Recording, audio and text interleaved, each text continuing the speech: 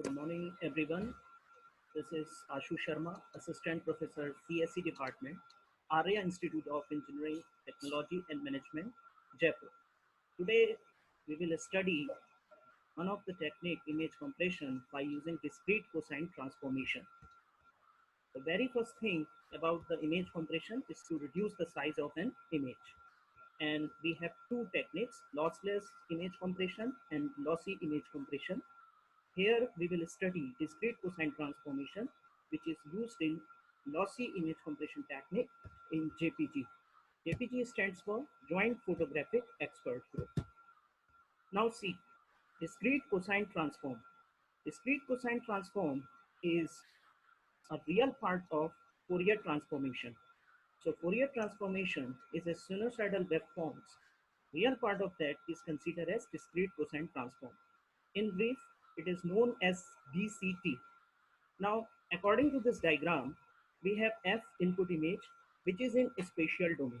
A spatial domain, that image is represented in two-dimensional array form in rows and column manners. While applying DCT, discrete cosine transform, or discrete Fourier transform, which supports complex number, DCT supports real part of that, and we convert this spatial domain image into frequency domain image. That notation is when we have 1D image in spatial domain, it is represented by small f of x, and while applying DCT over here, in 1D it converts into f of u, where f is represented as capital F. So in 2D, we have f of x comma y. When we apply DCT, it converts it into f of u comma v. So as per this block, DCT is a real term, DFT is a complex term. So DCT is generally used in lossy compression techniques. Now we have this cosine transform matrix expression in this particular block.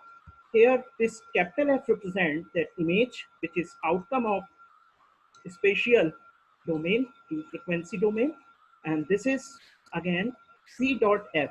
C dot F is a 1D, which is f of u, and while multiplying this with transpose of C, which is cosine transform matrix, we convert it into f of u comma v. Here this is in 2D representation. Now here C is a cosine transform matrix. Now we have an expression to find out all the elements of this matrix, capital C. So for 0th row and 0 to n minus 1 columns, we have this equality, which is square root of 1 upon n. To find out all the elements of 0th row and 0 to n minus 1 column, we have to put value of n over here in this expression. In the second equality, we have a formula, square root of 2 upon n into cos of 2v plus 1 pi into u upon 2n. So n is a dimension of a matrix. Here that range is from 0 to vn minus 1 and 1 to n minus 1. It means this second equality works for first row to n minus 1 row and 0th column to n minus 1 column. Now we will see that matrix, and we will take one example where we assume that matrix dimension is 4 by 4. So here we have indexes, which is from 0 to 3 and 0 to 3. So 0 to 3 column manner, 0 to 3 row wise manner. Now first to start compute this value of 0th row, we put that value because of n equals to 4. So it will become square root of 1 upon 4. Again it becomes 1 by 2. So 1 by 2 is nothing but it's a 0.5. So we put all the values of this 0th row equals to 0.5 like that. Now there is a small trick to find out this value. If we put this u is equals to that 1 and v is equals to 0, so in this expression, then we get this value 0.653. And when we put 1, u equals to 1 and v equals to 1, then we will get this value 0.2705. So we have to remember this also. There is a small trick. Now we take mirror image of this. So we put this line segment over here. We copy this value over here in this cell, and we copy this value over here. So according to this will be a first row and all the columns will be complete. Now for second row, we just copy all the values of 0th row over here. So 0.5, 0.5, 0.5, 0.5. And in the third row, we have to just shift this value from here to here, copy this value from here to here diagonally. Same thing happen with here, 0.2705 over here and 0.653 over here. Now, as far as the sign is considered, we have to make this center as this value, 0.2705, and just take this direction. This direction is downwards, this horizontal and diagonally. So all the elements that comes according to this arrow sign, we have to put minus sign over here, like that. This minus, this minus, this minus, and same happen with this alignment. So this is the way, this is one of the tricks to find out cosine transform matrix of any given dimension. You can take 2 by 2, you can take 8 by 8 also. So this is one of the things that we should remember as far as the concept of discrete cosine transformation is considered. It always have that property of real part of Fourier transform. So next thing is, it is not a symmetric. Cosine transform matrix is not symmetric. So transpose of C cannot be equals to capital C. So this is also one of the things that we should remember. Now I will just give you one concept of that, how to do practical implementation of this. So firstly, we will read an image to this function I am read cameraman dot png, and simply there is a concept that cameraman is of which extension. Cameraman is of TIFF extension, so we have to put CLC over here. Capital A equals to I am read dot TIF, and after that we have to just show this image subplot, and we take that grid of that dimension 2, 2, 1. I am show that image A. So this is the that outcome that we will see when we will run this program. This is the original image. Now we have to put inbuilt function DCT2 over here, which is discrete cosine transformation, DCT2, and we take this image capital A over here, and finally we will make it the subplot.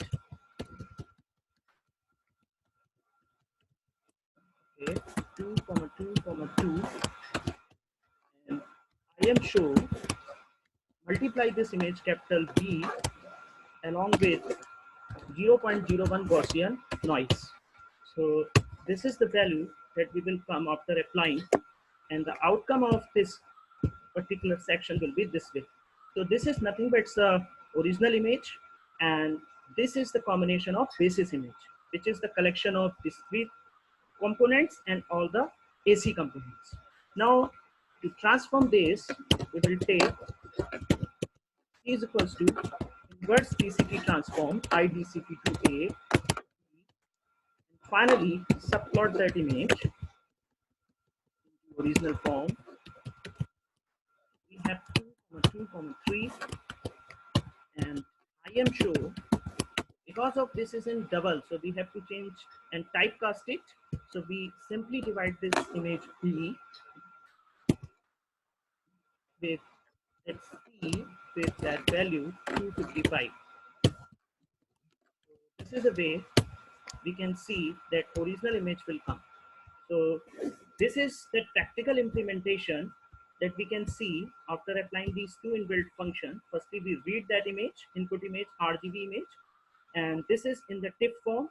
And then finally, we just convert by using DCT2, discrete cosine transformation. 2 is here for 2 dimension, and this is a collection of basis image. This is a collection of DC components and AC components.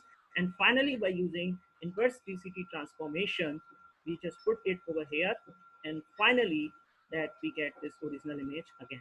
So this is the concept that we have when we consider about this technique. So as far as this process is considered, it is very important. Now we have next this discrete cosine transform. Actually, when we apply this discrete cosine transform, image is already transformed from RGB to by CVCR, where Y is nothing but the brightness, CV is a blue components, and CR is a rect component. Now here in this case, this F0 is a DC component where all the coefficients, this is of 8 by 8 pixel size. So total pixels will be 64. Now what we will have, this is the DC components and these all are the AC components. So whenever we apply this, we have a block of 8 by 8 blocks. In each block of dimension 8 by 8. So 64 pixels of there. All the coefficients value of this particular block will be 0, but this particular block's values will be non-zero. Now we can see from F1 to F7 that this is set the mirror image with respect to the origin. So this is the concept that we generally have we get for all the 63 blocks. Now this is the equation. We just consider this equation and we map this equation in a 2D manner. So rather than taking either n or m, we have to take both of these root nm and summation of this from x equals to 0 to m, y equals to 0 to m minus 1 and x equals to 0 to n minus 1. We put this expression along with that concept. So this is all about the discrete cosine transformation, and I think now it will be clear that what exactly the discrete cosine transformation and all of these things work together in JPG compression. So thank you so much.